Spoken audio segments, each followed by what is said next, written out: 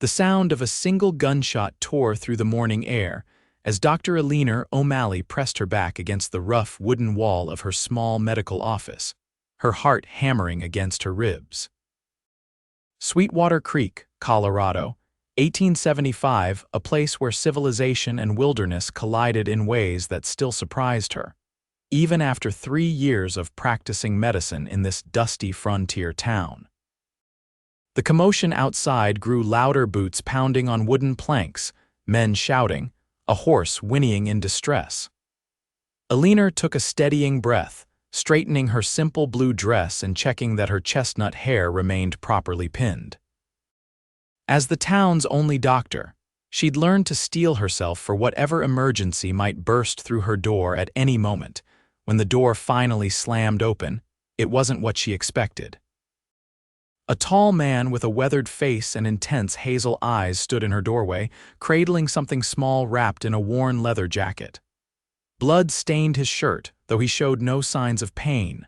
"Doc," he said, his voice deep and urgent, "need your help." He pulled back the edge of the jacket to reveal a tiny, red-faced infant, no more than a few weeks old. Eleanor's medical instincts took over immediately. "Bring the baby here," she instructed, clearing space on her examination table. Only once the child was settled did she properly look at the man who'd brought it. Tall, broad-shouldered, with sun-bronzed skin and a serious expression that couldn't quite hide the kindness in his eyes. "I'm Quinn Harrington," he said simply, "Doctor." "Eleanor O'Malley," she replied, already examining the infant. "Is this your child?" "No, madam. Found her abandoned at a camp about 10 miles out. Looks like her mama didn't make it." His voice carried the weight of having seen too much death. The baby girl was underweight but otherwise healthy, waving tiny fists in the air. Eleanor felt the familiar ache in her chest, the one that came whenever she treated a child. The memory of Dr. Wilcox's words 3 years ago in Boston still haunted her. "I'm sorry, Miss O'Malley, but given your condition, you will never bear children of your own." "She needs milk," Eleanor said, pushing the memory away. "And proper care," Quinn nodded, "figured as much."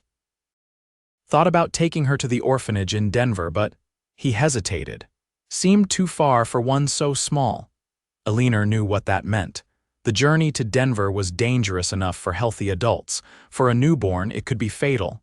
She can stay here tonight, she decided. "I'll arrange something more permanent tomorrow." Quinn's shoulders relaxed slightly. "Appreciate it, Doc." He started toward the door but paused. "Those shots earlier, there's trouble in town. Gang of outlaws rode in looking for someone. Might want to keep your door locked tonight." Before she could respond, he was gone, leaving Eleanor with an orphaned infant and a lingering impression of the most intriguing man she'd met since arriving in Colorado. That night, as she fed the baby with a cloth soaked in diluted cow's milk, Eleanor found herself wondering about Quinn Harrington. He wasn't like the other cowboys who passed through Sweetwater Creek. There was something thoughtful in his manner, something that spoke of education and refinement beneath the rough exterior. 3 sharp knocks on her back door startled her from her thoughts. With the baby cradled in one arm, she cautiously approached, relief washing over her when she saw Quinn's face through the small window. "Came to check on the little one," he explained when she let him in. In the lamplight, she noticed a fresh cut above his right eye. "You're injured," she observed. "It's nothing." Eleanor gave him a stern look. "I'm the doctor here, Mr. Harrington. Sit down and let me tend to that while you tell me what happened." To her surprise, he complied without argument, settling into a chair while she gathered supplies with her free hand. "Those outlaws I mentioned," he explained. "They're the Blackwell gang, been terrorizing settlements across 3 territories. They think I know where their latest loot is hidden." "And do you?" she asked, handing him the baby while she prepared to clean his wound, his lips quirked into a half-smile. "No, but they killed a friend of mine last month. I've been tracking them ever since." Eleanor paused, antiseptic-soaked cloth in hand. "You're a bounty hunter." "Former Pinkerton agent," he corrected. "Now I just do what needs doing." She gently cleaned the cut, noticing how naturally he held the infant who had fallen asleep against his chest. "Is that why you were out where you found her, tracking the Blackwell gang?" Quinn nodded. "Found signs of a small family traveling alone by the time I got there." He trailed off, looking down at the sleeping baby. Too late for her folks. Looked like they'd been dead a day or so, but somehow she survived. Eleanor's throat tightened with emotion. "She's a fighter, then." "Like her doctor," Quinn said softly. Their eyes met briefly, and Eleanor felt a strange flutter in her chest that had nothing to do with her medical condition. She quickly returned to bandaging his cut.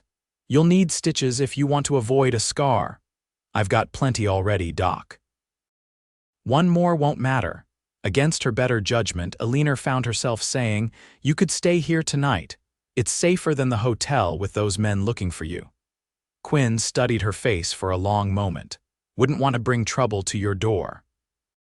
"Trouble found me the moment you walked in with that baby," she replied with a small smile. "Besides, I took an oath to help those in need." He stayed that night, sleeping on a pallet in her small sitting room while Eleanor kept the baby in her bedroom. In the morning, she found him already awake, boiling coffee on her stove. "Hope you don't mind," he said, offering her a steaming cup. Eleanor accepted it gratefully. "Not at all." She checked on the baby, who was sleeping peacefully in a makeshift cradle. "What happens now, Mr. Harrington?" "Quinn," he corrected, "and I think that depends on what's best for her." He nodded toward the infant. "The nearest orphanage is in Denver, as you said." Eleanor hesitated. "But I've been thinking. Mrs. Wilkins just lost her baby last month. She and her husband have been devastated. They might welcome the chance to take in this little one." Quinn considered this. "Good people, the best.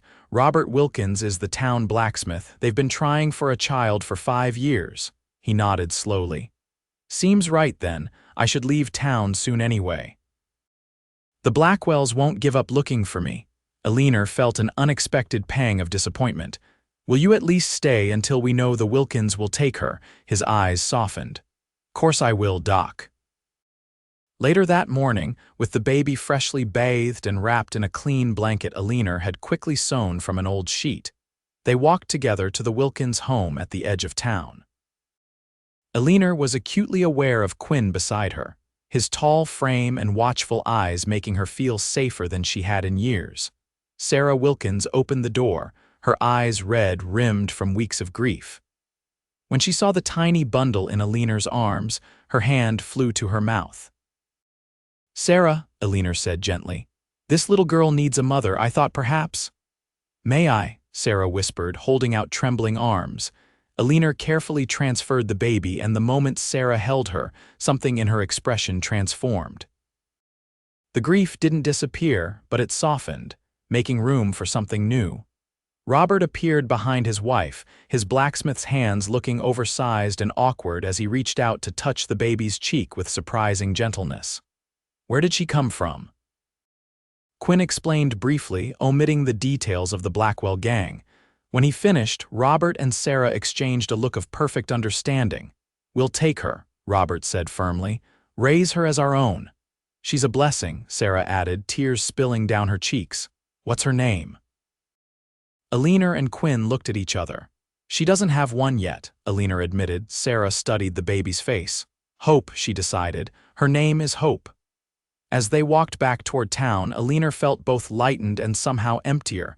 "You did a good thing bringing her here," she told Quinn.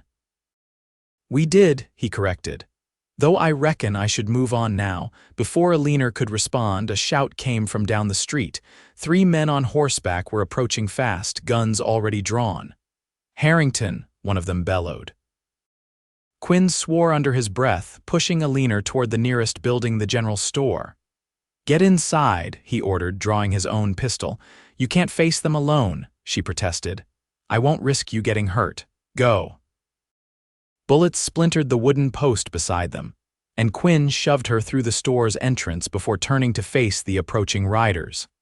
Inside, Eleanor found herself among startled customers, and the proprietor, Mr. Finch, who was already reaching for the shotgun he kept under the counter.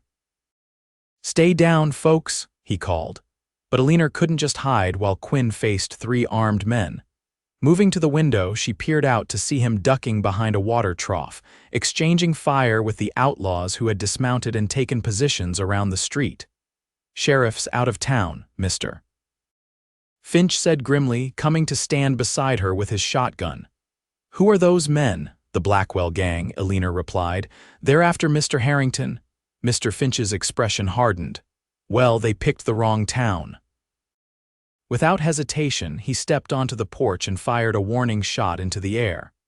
"This is private property, boys. Suggest you move along." One of the outlaws turned and fired at the store, sending everyone ducking for cover. But the distraction had given Quinn the opportunity he needed. He managed to hit one of the men in the shoulder, while another citizen from the barber shop across the street joined the fight with his own rifle. The gunfight was brief but intense. Within minutes, one outlaw was wounded, another surrendering, and the third had fled on horseback. As the dust settled, Eleanor rushed out to find Quinn leaning heavily against the water trough, blood seeping through his shirt at the shoulder. "Inside now," she ordered, helping him to his feet. "Mr. Finch, can you and the others secure these men until the sheriff returns?" "Gladly, Doc," Finch replied, already organizing the townspeople. In her clinic, Eleanor cut away Quinn's shirt to reveal a bullet wound that had thankfully passed clean through his shoulder. "You're lucky," she told him as she cleaned the wound. "An inch to the right and it would have hit an artery." Quinn winced as she applied antiseptic. "Doesn't feel lucky." "Well, you're alive and those men are captured. I'd call that fortunate." She began stitching the wound with practiced precision. "Though I suppose this means you won't be leaving town today after all." Their eyes met, and something unspoken passed between them. "Guess not," he agreed quietly. Over the next 2 weeks, as Quinn recovered in a room Eleanor arranged for him at the boarding house, they fell into an unexpected rhythm. Each morning, she would check his wound, and each afternoon, he would accompany her on her rounds to patients who lived outside town. In the evenings, they often found themselves sharing dinner at the small cafe or sometimes in Eleanor's modest quarters behind her clinic. They visited Hope nearly every day, watching with satisfaction as she thrived under Sarah's loving care. The baby had already gained weight, her cheeks filling out, her eyes a striking blue becoming more alert and curious. "You're good with children," Quinn observed one evening as they walked back from the Wilkins home. "Ever think of having your own?" The question struck at Eleanor's most private pain. She hesitated, then decided on honesty. "I can't have children. A childhood illness left me unable to conceive." Quinn was quiet for a moment. "I'm sorry," he said finally. "That must be hard, especially in your line of work." "It was harder when I first learned of it," she admitted. "It's partly why I came west. In Boston, a woman my age 28 is considered a spinster already. Add in the inability to have children and my prospects for marriage were essentially non-existent." "Boston's loss," Quinn said simply. Eleanor felt her cheeks warm. "What about you? No wife waiting somewhere?" "No, my work with the Pinkertons didn't leave much room for family life." He looked thoughtful. "Though I've been thinking lately that might be changing." Before Eleanor could ask what he meant, they reached her clinic. A note had been pinned to the door, the handwriting immediately recognizable as belonging to Sheriff Taylor, who had returned to town 3 days after the gunfight. "What is it?" Quinn asked, noting her concerned expression as she read. "A child with fever in one of the outlying farms." "I need to go right away." She was already calculating what supplies she would need. "I'll saddle the horses," Quinn offered without hesitation.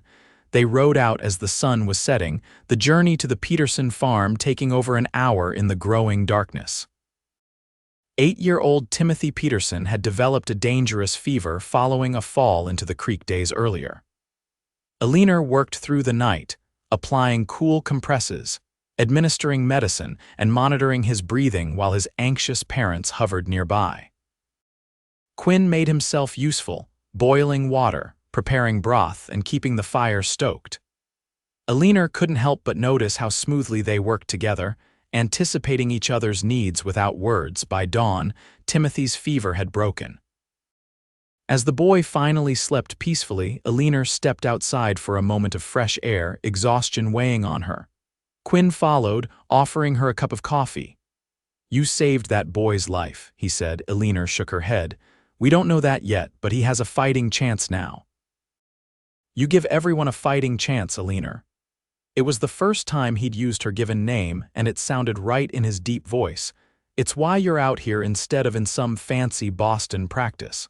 She smiled tiredly. "And why are you here, Quinn Harrington, still tracking outlaws?" He was quiet for a long moment, watching the sunrise paint the distant mountains in gold and pink. "I've been thinking about settling down, finding a place where I could do some good without a gun in my hand. Sweetwater Creek could use a man like you," she said carefully. "Sheriff Taylor's getting on in years. He mentioned looking for a deputy." Quinn turned to face her, his expression serious. "Would you want me to stay, Eleanor?" The directness of the question took her breath away. Yes, I would." He stepped closer, one hand gently touching her cheek. "Then I will." Their first kiss was tentative, a question and an answer all at once. When they pulled apart, Eleanor felt dizzy with something that had nothing to do with her night without sleep. "We should get back," she said softly. "I need to check on Timothy." Quinn nodded, but his eyes remained on hers, filled with a promise that made her heart race. The ride back to town later that day was filled with stolen glances and new possibilities. Quinn spoke of his years with the Pinkertons, of growing up on a small farm in Pennsylvania, of his dreams of perhaps starting a horse ranch someday. Eleanor shared stories of medical school, of the professors who had scoffed at a woman seeking education, of her determination to prove them wrong. Within days, Quinn had accepted the position as deputy sheriff, and within weeks, he had become an integral part of Sweetwater Creek. The remaining members of the Blackwell gang were captured by a U.S. Marshal passing through, removing the last obstacle to Quinn making the town his permanent home. As summer bloomed across the Colorado landscape, so too did Eleanor and Quinn's relationship. They took to riding out on Sunday afternoons, exploring the wilderness around Sweetwater Creek, sometimes bringing a picnic to share beside the river that gave the town its name. On one such afternoon in late July, as they sat beneath the shade of a cottonwood tree, Quinn took her hand in his. "I've been thinking," he began. "A dangerous pastime," she teased. He smiled. "Maybe so, but I've been thinking about us, Eleanor, about the future." Her heart quickened. "And what conclusions have you reached, Deputy Harrington?" "That I love you," he said simply. "That I want to build a life with you if you'll have me." Eleanor's throat tightened with emotion. "Quinn, you know I can't give you children." "I'm not asking for children," he said firmly. "I'm asking for you. A family isn't just about having babies, Eleanor. It's about choosing to face life together come what may." Tears blurred her vision. "I love you too," she whispered. "And yes, I'll have you." They were married in September, a simple ceremony in Sweetwater Creek's small church. Sarah Wilkins stood as Eleanor's matron of honor, baby Hope now 6 months old and thriving cradled in her arms. Sheriff Taylor stood with Quinn, beaming with fatherly pride at the deputy who had quickly become like a son to him. Eleanor wore a new dress of ivory satin that Mrs. Finch had helped her sew, with wildflowers in her hair instead of an expensive veil. Quinn looked handsome and slightly uncomfortable in a new suit, his normally tousled hair slicked back for the occasion. When the Reverend pronounced them husband and wife, the entire town erupted in cheers. Sweetwater Creek had taken them both in as outsiders and now celebrated them as their own. Life settled into a new pattern. Quinn continued as deputy while starting a small horse breeding operation on land they purchased just outside town. Eleanor's medical practice thrived, her reputation for skill and compassion spreading throughout the territory. They converted the rooms behind her clinic into a comfortable home, adding a second bedroom that Quinn insisted would make a perfect study for Eleanor's growing collection of medical books. But sometimes, when she thought he wasn't looking, Eleanor would stand in that empty room and wonder what it might have been like to set up a nursery instead. Winter came early that year, blanketing Sweetwater Creek in snow by late October. As the temperatures dropped, Eleanor found herself busier than ever, treating frostbite, winter coughs, and the inevitable injuries that came with icy conditions. One particularly bitter night in December, with Quinn away helping the sheriff escort a prisoner to Denver, Eleanor was awakened by urgent knocking. Wrapping herself in a shawl, she opened the door to find Robert Wilkins, his face tight with worry. "It's Sarah," he said without preamble. "And Hope. They're both sick. Sarah insisted I wait until morning to fetch you, but Hope's getting worse." Eleanor dressed quickly, gathering her medical bag and following Robert through the snow-covered streets. At the Wilkins home, she found Sarah pale and weak in bed, while 9-month-old Hope burned with fever in her cradle nearby. "Influenza," Eleanor diagnosed grimly after examining them both, "and it's hit Hope particularly hard." For the next 3 days, Eleanor barely left the Wilkins household, fighting to save both mother and child. Sarah began to improve by the second day, but Hope's condition worsened. Her tiny body struggled for each breath, her fever refusing to break despite all of Eleanor's efforts. On the morning of the 4th day, Eleanor sat beside Hope's cradle, exhausted beyond measure, silently praying as she placed yet another cool compress on the baby's forehead. She had tried everything in her medical knowledge and now felt utterly helpless. "Don't you dare give up," came a voice from the doorway. Eleanor looked up to find Quinn standing there, snow melting from his coat, his face haggard from hard riding. He crossed the room in 3 strides and knelt beside her, taking in Hope's condition with a quick glance. "I don't know what else to do," Eleanor admitted, her voice breaking. "I've tried everything." Quinn took her hand. "Then we'll try something else. What about that experimental treatment you were reading about, the one from that German doctor, cold water immersion?" Eleanor shook her head. "It's risky, Quinn. Her heart is already weak. But if her fever doesn't break soon..." He didn't need to finish the thought. They both knew Hope wouldn't survive another day like this. Eleanor took a deep breath. "Help me prepare a bath. Not too cold, just cool enough to bring the fever down gradually." Together, they worked quickly, filling a small tub with tepid water. With infinite care, Quinn helped Eleanor lower the feverish infant into the water, supporting her head while Eleanor monitored her pulse and breathing. Hope cried weakly at first, then grew alarmingly quiet. Just as Eleanor was about to lift her out, the baby's eyes opened clearer than they had been in days. "Her fever's dropping," Eleanor whispered, hardly daring to hope. They repeated the treatment every 2 hours throughout the day and night. By morning, Hope's fever had broken completely. She took her first full feeding in days, and when she gripped Eleanor's finger with surprising strength, Eleanor finally allowed herself to believe the child would survive. Sarah, now recovering herself, wept with relief when Eleanor delivered the news. "You saved her," she said, clutching Eleanor's hand. "I can never repay you." "Seeing her well is payment enough," Eleanor replied, though exhaustion made her voice waver. Quinn practically carried her home, insisting she sleep while he kept watch over her. She was too tired to argue, falling into a deep slumber that lasted nearly 18 hours. When she finally awoke, she found Quinn sitting beside their bed, a strange expression on his face. "What is it?" she asked, sitting up. "Is Hope all right?" "Hope is fine," he assured her. "But something happened while you were sleeping. A rider came through town with a message for the sheriff. There was a stagecoach accident about 15 miles north. The sheriff asked me to go help." Eleanor was already reaching for her clothes. "Were there injuries? Why didn't you wake me?" "Because you needed rest," Quinn said firmly. "And yes, there were some injuries, but nothing life-threatening. Most of the passengers continued on to Denver with another coach." He hesitated. "Except for one." Only then did Eleanor notice the bundle in the cradle they kept for Hope's visits, a cradle that should have been empty. Pushing aside the blanket, she gasped at the sight of a sleeping infant, perhaps 3 months old. "His mother died in the accident," Quinn explained quietly. His father died 2 months ago of typhoid. There was no one else.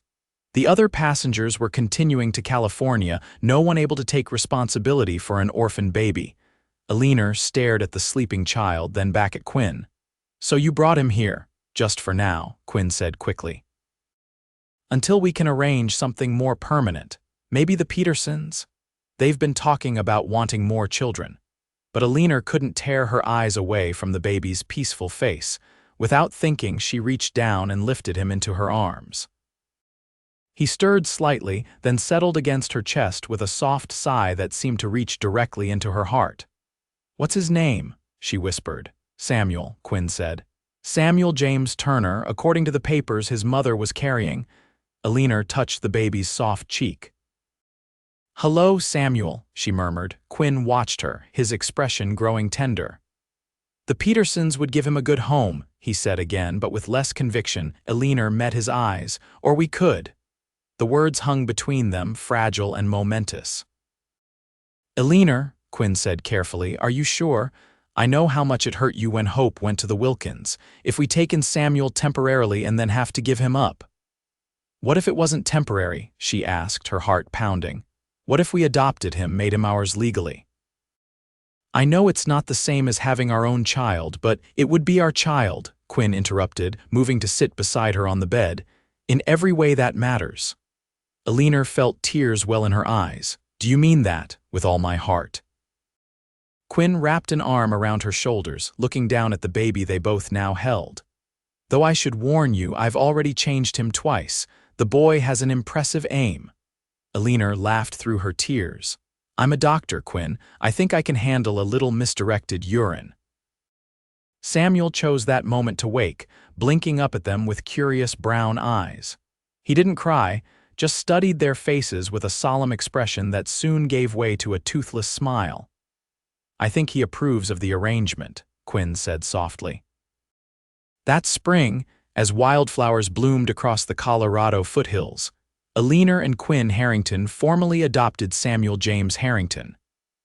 The entire town celebrated with them, none more joyfully than the Wilkins family, who promised that Hope and Samuel would grow up as the best of friends. On a perfect morning in May, almost exactly a year after Quinn had first walked into her clinic with an orphaned baby, Eleanor sat on the porch of their new home, a comfortable house Quinn had built on their small ranch just outside town.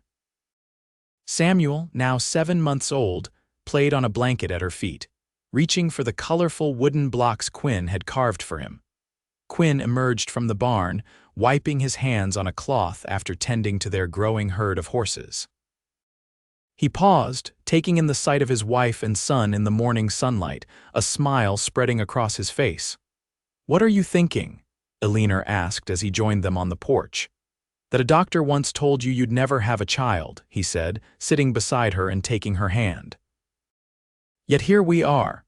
Eleanor leaned against his shoulder, watching Samuel happily gnawing on a block. "Here we are indeed. Any regrets?" Quinn asked, his thumb tracing circles on her palm. "Not a single one," she replied truthfully, "though I was thinking." "Dangerous pastime," he teased, echoing her words from nearly a year ago. She smiled. "Perhaps, but I was thinking that Samuel might like a sister someday. Sheriff Taylor mentioned another stagecoach coming through next week. You never know who might need a home." Quinn laughed, pulling her close. "Dr. Harrington, are you suggesting we make a habit of taking in every orphan child who crosses our path?" "Not everyone," she said, her eyes twinkling. "Just the ones who need us." "Well then," Quinn said, pressing a kiss to her forehead, "I suppose we'd better start adding on to the house."